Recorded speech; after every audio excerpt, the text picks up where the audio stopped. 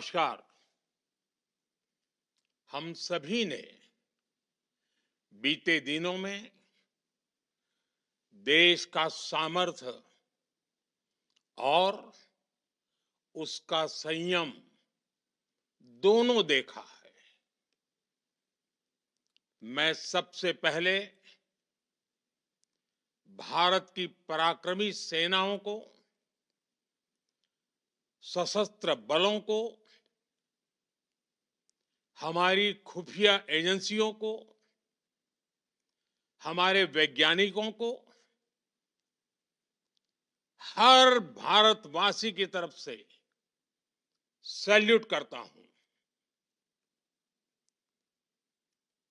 हमारे वीर सैनिकों ने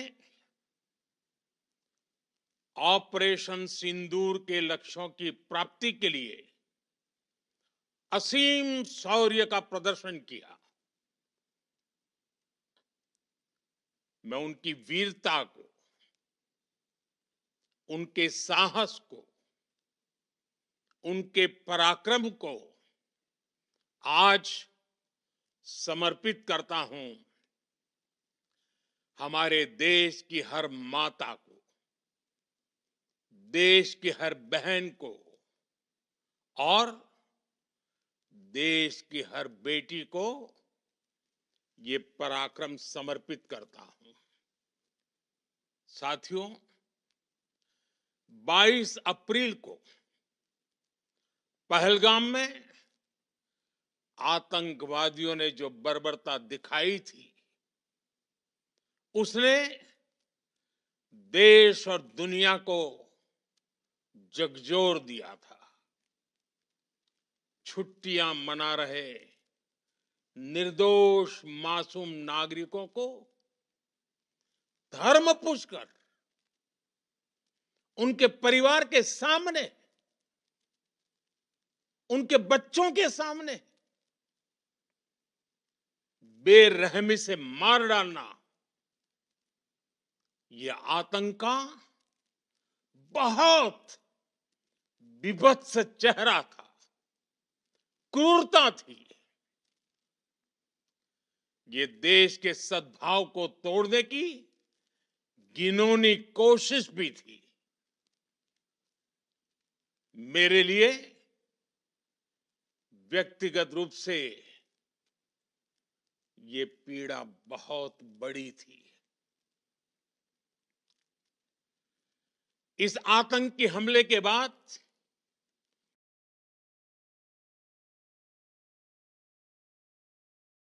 सारा राष्ट्र, हर नागरिक, हर समाज, हर वर्ग, हर राजनीतिक दल एक स्वर में आतंक के खिलाफ कड़ी कार्रवाई के लिए उठ खड़ा हुआ।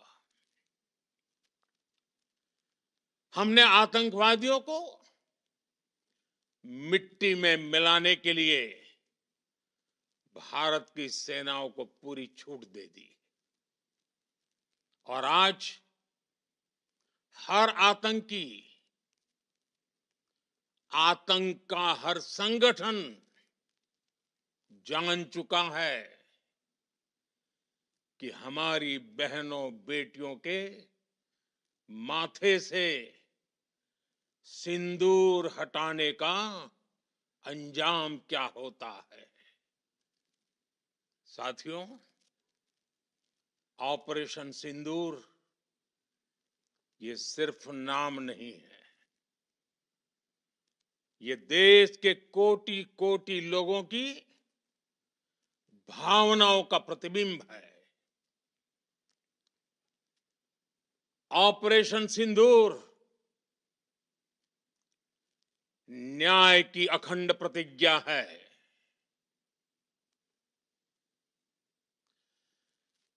6 मई की देर रात, 7 मई की सुबह पूरी दुनिया ने इस प्रतिज्ञा को परिणाम में बदलते देखा है।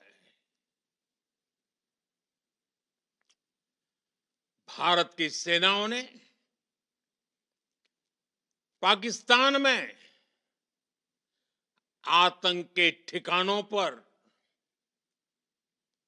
उनके ट्रेनिंग सेंटर्स पर सटीक प्रहार किया। आतंकियों ने सपने में भी नहीं सोचा था कि भारत इतना बड़ा फैसला ले सकता है।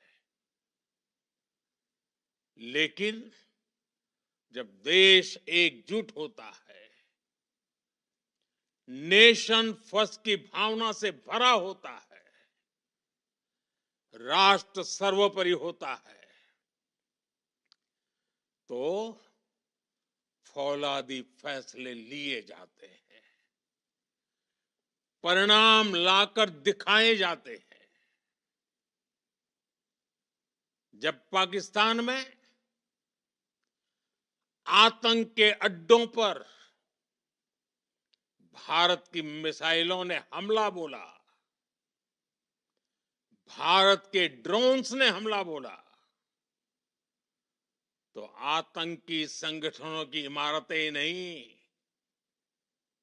बल्कि उनका हौसला भी थर्रा गया। बहावलपुर और मुरिद के जैसे आतंकी ठिकाने एक प्रकार से ग्लोबल टेररिज्म की यूनिवर्सिटीज रही है। दुनिया में कहीं पर भी जो बड़े आतंकी हमले हुए हैं, चाहे 9/11 हो,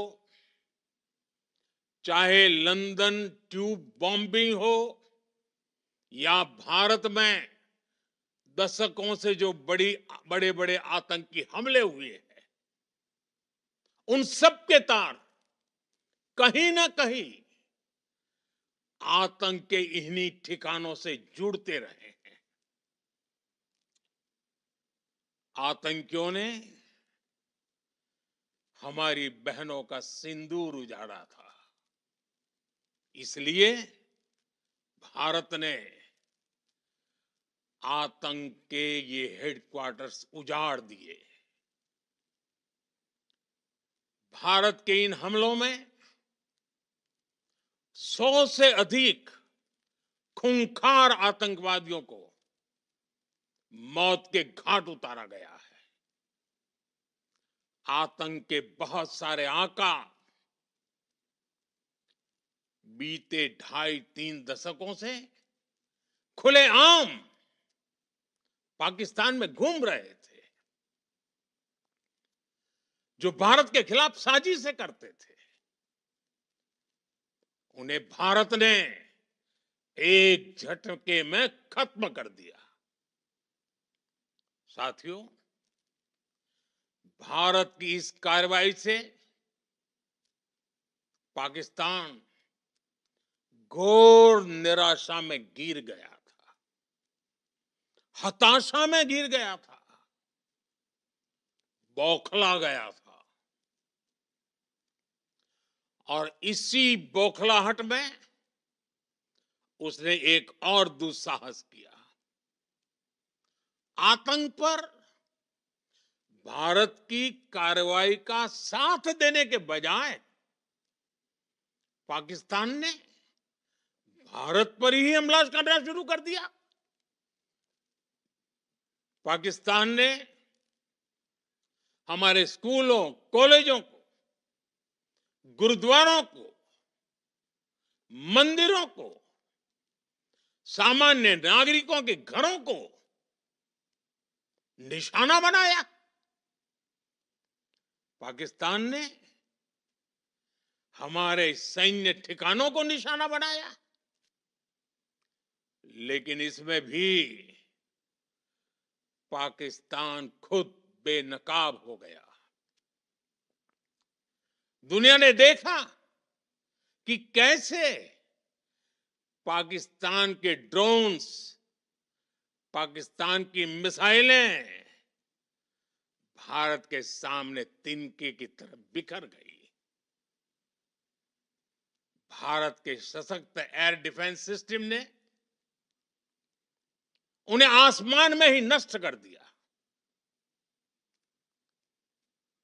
पाकिस्तान की तैयारी सीमा पर वार की थी, लेकिन भारत ने पाकिस्तान के सीने पर वार कर दिया। भारत के ड्रोन्स, भारत की मिसाइलों ने सटीकता के साथ हमला किया। पाकिस्तानी वायुसेना के उन एयरबेस को नुकसान पहुंचाया, जिस पर पाकिस्तान को बहुत घमंड था। भारत ने पहले 3 दिनों में ही पाकिस्तान को इतना तबाह कर दिया जिसका उसे अंदाजा भी नहीं था। इसलिए भारत की आक्रामक कार्रवाई के बाद पाकिस्तान बचने के रास्ते खोजने लगा। पाकिस्तान दुनिया भर में तनाव कम करने के लिए गुहार लगा रहा था और बुरी तरह पीटने के बाद इसी मजबूरी में 10 मई की दोपहर को पाकिस्तानी सेना ने हमारे डीजीएमओ को संपर्क किया। तब तक हम आतंकवाद के इंफ्रास्ट्रक्चर को बड़े पैमाने पर तबाह कर चुके थे। आतंकियों को मौत के घाट उतार दिया गया था। पाकिस्तान के सीने में बसाए गए आतंक के अड्डों को हमने खंडहर बना दिया था। इसलिए जब पाकिस्तान की तरफ से गुहार लगाई गई, पाकिस्तान की तरफ से जब ये कहा गया कि उसकी ओर से आगे कोई आतंकी गतिविधि और सैन्य दुस्साहस नहीं दिखाया जाएगा, तो भारत ने भी उस पर विचार किया। और मैं फिर दोहरा रहा हूं, हमने पाकिस्तान के आतंकी और सैन्य ठिकानों पर अपनी जवाबी कार्रवाई को अभी सिर्फ स्थगित किया है। आने वाले दिनों में हम पाकिस्तान के हर कदम को इस कसौटी पर मापेंगे कि वो क्या रवैया अपनाता है। साथियों, भारत की तीनों सेनाएं, हमारी एयरफोर्स, हमारी आर्मी और हमारी नेवी, हमारी border security force BSF, Bharat के अर्धसैनिक बल लगातार अलर्ट पर है। सर्जिकल स्ट्राइक और एयर स्ट्राइक के बाद अब ऑपरेशन सिंदूर आतंक के खिलाफ भारत की नीति है। ऑपरेशन सिंदूर ने आतंक के खिलाफ लड़ाई में एक नई लकीर खींच दी है, एक नया पैमाना, न्यू नॉर्मल तय कर दिया है। पहला, भारत पर आतंकी हमला हुआ तो मुंह तोड़ जवाब दिया जाएगा। हम अपने तरीके से, अपनी शर्तों पर जवाब देकर रहेंगे।